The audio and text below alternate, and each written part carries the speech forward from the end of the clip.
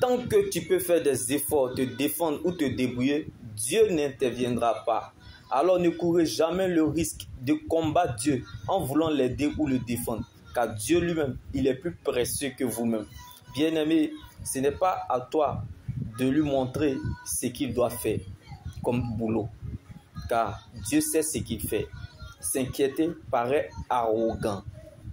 Comme la Bible pouvait nous le dire en Luc 22, verset 33. Seigneur, lui dit Pierre, je suis prêt à aller en prison avec toi et même jusqu'à la mort. On n'apprend pas à prier à quelqu'un qui a des problèmes. Car même Jésus-Christ, qui est Seigneur, était saisi d'angoisse. Il priait avec plus d'insistance et sa sueur devient comme des caillots de sang qui tombaient par terre. Alléluia, bien-aimé. La prière sert à ce que notre foi ne disparaisse pas. Car la prière nourrit notre esprit. La parole de Dieu nourrit notre âme. Et le jeûne nourrit notre corps. Donc, l'obéissance accompagne la prière. La sagesse sans l'obéissance est comme une ruine de l'âme. Et l'onction sans la sagesse est comme une voiture sans carburant. Alors, que votre foi soit ferme, dans une fidélité absolue, dans la persévérance soutenue par une adoration agréable à Dieu.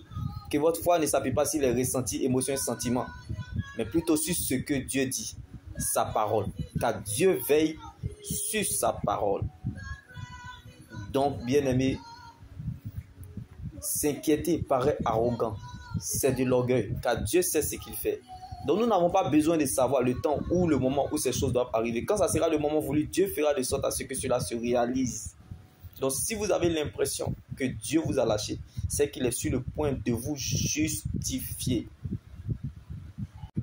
Le but des épreuves dans notre vie servent à ce que nous nous rapprochions de Dieu par la prière, au moyen de la parole de Dieu et à l'aide du Saint-Esprit.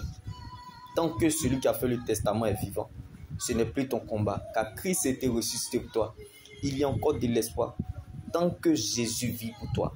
Bien-aimé, la grande et vraie prison, ce n'est pas les épreuves que nous subissons, car le destin te fait subir, mais la destinée te prépare. Donc la destinée n'est pas la destination.